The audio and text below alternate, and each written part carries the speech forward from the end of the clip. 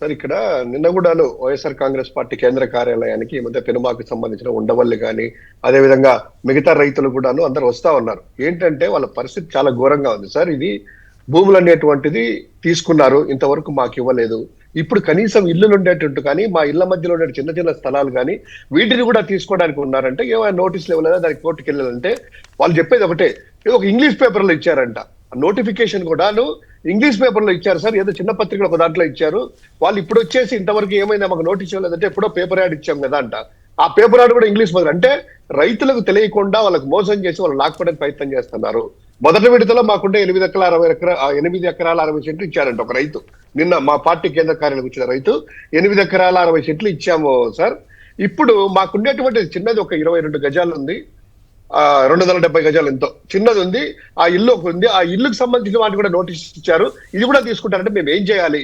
అది అమ్ముకుంటే దానికి లేదు. ఈ రోజు 70,000 గజం పోతా ఉంది, 70,000 గజం పోతా ఉంది. ఇది కూడా తీసుకొని మా పరిస్థితి ఏంటి, మా పిల్లల పరిస్థితి ఏంటి? గతంలో ఇల్లు తీసుకోము, కేవలం భూములే అన్నారంటారు. ఈ రోజు సార్ తీసుకున్న భూములు ఇవ్వలేదు, మొదటి వాళ్ళకు న్యాయం చేయలేదు, మొదటి పేస్ వాళ్ళకి, రెండో పేస్ లేదు, ఇప్పుడు మూడో పేస్ అంట. నిజంగా సార్ రైతులు అనేటువంటి వాళ్ళని అడగతొక్కుతూ ఒకవేళ ఏరే పార్టీ వాళ్ళు ఎవరికైనా వెళ్ళి గగ్గోలు పెడదాం, ఏదైనా మీ దగ్గరికి వచ్చి చెప్పుకుందాం అనుకున్నా కూడా వీడు వైఎస్ఆర్సీపీ రైతురా అని చెప్పి ముద్ర వేస్తా ఉన్నారు సార్. మా పరిస్థితి ఏంది? వాళ్ళు చేయడమే ఇక మీరు చేయరు సార్, మమ్మల్ని ఆదుకోండి అనేటువంటిది మా కేంద్ర కార్యాలయానికి వస్తా ఉన్నారు. వాళ్ళ పరిస్థితి చూడండి. బొత్తుకు వాళ్ళ భూములు పెట్టుకొని వాళ్ళదంతా రిజిస్ట్రేషన్ పట్టాలు పెట్టుకొని వాళ్ళు వచ్చేసి ప్రజల్ని అందరినీ సాయం చేయడం అనే పరిస్థితికి వచ్చారంటే ఆ రైతు పరిస్థితి మనం అర్థం చేసుకోవచ్చు. నిన్న జరిగినట్టు సార్ ఇది కావలికి సంబంధించినటువంటి ఆ జువలదెన్న ఏదైతే ఫిషింగ్ హార్బర్ ఉంది కదా, జగన్మోహన్ రెడ్డి వాళ్ళు లోకేష్ గారు వెళ్ళడము, అక్కడంతా కూడా సాగర్ డిఫెన్స్ ప్రైవేట్ వాళ్ళకి ఏదైతే మత్స్యకారులకు ఇచ్చారో ఆ భూములంతా ఇవ్వడము, అదే విధంగా సైమల్టేనియస్ గా లోకేష్ వచ్చిన తర్వాత ఏదైతే తమిళనాడు జాలర్లు అక్రమంగా ఇక్కడ చొరబడి ఆ బోట్లు తీసుకున్నారు కదా, బోట్లో రిలీజ్ చేయడం. దీంతో ఏమైందంటే మొత్తం రాష్ట్ర వ్యాప్తంగా మత్స్యకారుల వ్యతిరేకత అనేటువంటిది ఏర్పడింది. మా కోసం జగన్మోహన్ రెడ్డి గారు చేస్తే మీరు చేయడం ఏంటి అనేటువంటిది. దాంతో వాళ్ళు ఎంత మొత్తుకున్నా కూడాను ఆ ప్రైవేట్కి ఇచ్చిన భూములు ఎన్నికి తీసుకోకపోగా దాన్ని ముందుకు సాగేటువంటి తరుణంలో జగన్మోహన్ రెడ్డి గారు వెళ్ళడం, ప్రతిపక్ష నాయకుడిగా అక్కడికి వెళ్ళేసేసి మొత్తం మత్స్యకారులందరూ కూడా మద్దతు రావడము. దాంతో ఏమైందంటే కనుక పూర్తిగా వ్యతిరేకత అనేటువంటిది ఎస్టాబ్లిష్ అయింది. అని ప్రభుత్వం అన్యాయం చేస్తుందని దాన్ని కవరింగ్ చేయడానికి ఈ రోజు అక్కడికి వెళ్ళేసేసి ఒక సినిమా షూటింగ్ లాగా ఆయన మంచి ఇదేదో సార్ అంటే సినిమా వాళ్ళకి ఇస్తారో మరి ఆస్కార్ అవార్డు సినిమా వాళ్ళకి అనుకుంటే ఇచ్చేది, నాకు నాలెడ్జ్ తక్కువ. ఆ ఆస్కార్ అవార్డులో నిజ జీవితంలో నటించిన వాళ్ళకి ఇచ్చారంటే గనక ప్రపంచంలో మొట్టమొదటి వ్యక్తిగా చంద్రబాబు నాయుడు గారికి వస్తుంది ఆ ఆస్కార్ అవార్డు. ఎందుకు చెప్తున్నానంటే నిన్న వెళ్ళినటువంటి మొత్తం ఎపిసోడ్ చూస్తే గనక వాళ్ళ ఎలివేషన్స్ అది అక్కడికి వెళ్ళడము. ఈయనేమో గతంలో పాపం ఫిష్ ఆంధ్ర అనేసి జగన్మోహన్ రెడ్డి గారు వాళ్ళ కోసము బయట మార్కెట్లు పెట్టుకొని చేసుకోండి అని చెప్పి వాళ్ళకి ఆ పట్టిన చేపలకు వాళ్ళకి మార్కెటింగ్ చేసేటువంటి వాళ్ళకే ఇస్తే అప్పుడు ఏమన్నారు, ఫిష్ ఆంధ్రాని ఎగతాళి చేసి నవ్వులపాలు చేశారు. ఈ రోజు ఆయన ఏం చేస్తున్నారు, ఆయనే మార్కెటింగ్ మేనేజర్ లాగా అక్కడికి వెళ్ళడము, సెట్టింగ్ వేసుకోవడము, ఆ సెట్ లో వచ్చేసేసి చేపల వాళ్ళని మత్స్యకారులు కూర్చోబెట్టి ఇచ్చేసి అక్కడే వీళ్ళు కొనడం అంట. అది నిజంగా ఫిష్ మార్కెట్ కాదు సార్, అది ఈయన సెట్టింగ్ లో వేసేసి నలుగురు కూర్చోబెట్టారు.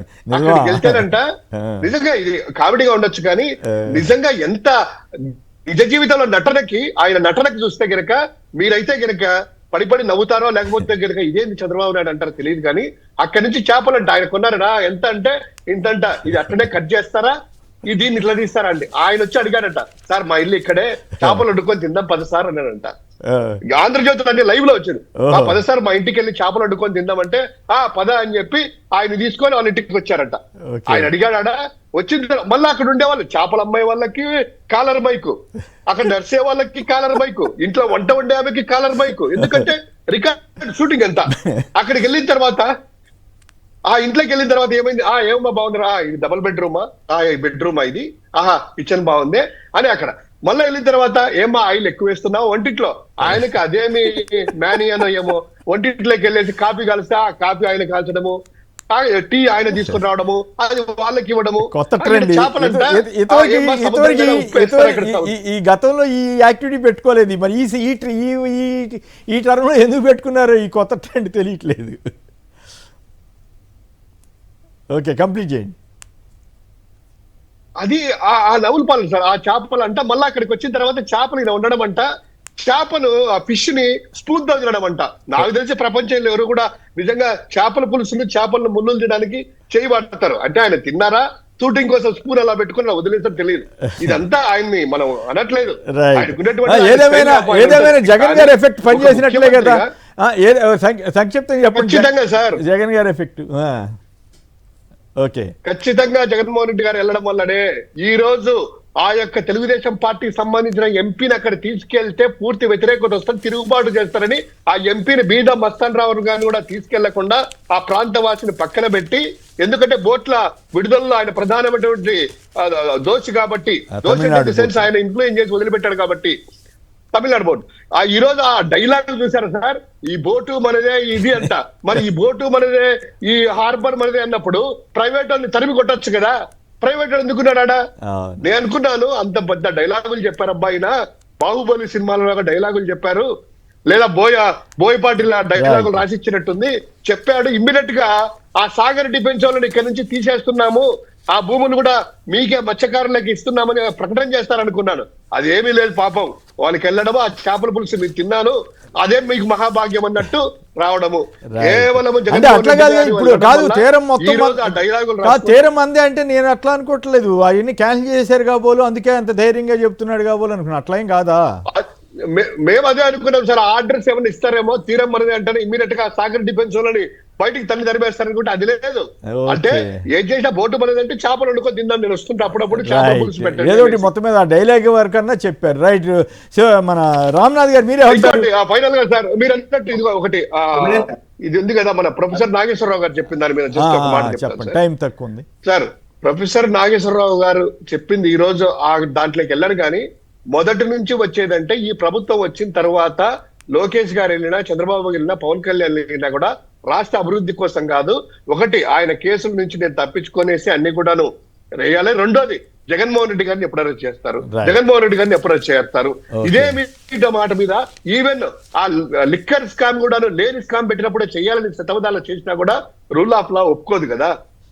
నరేంద్ర మోడీ గారు ఈయన చెప్పడానికి అది ఇంకొక డైలాగ్ బాగుంది sir, instant friend long term friend అనేది. లాంగ్ టర్మ్ ఫ్రెండ్ గురించి మనం పక్కన పెడితే ఇన్స్టంట్ ఫ్రెండ్ అనేది మాత్రము నిజంగా చంద్రబాబు నాయుడు గారిని, పవన్ కళ్యాణ్ గారిని ఇద్దరికి అప్లికబుల్ అవుతుంది. ఏ ఎండకు ఆ గొడుగు అన్నట్టు ఇన్స్టంట్ ఫ్రెండ్ అవుతుంది.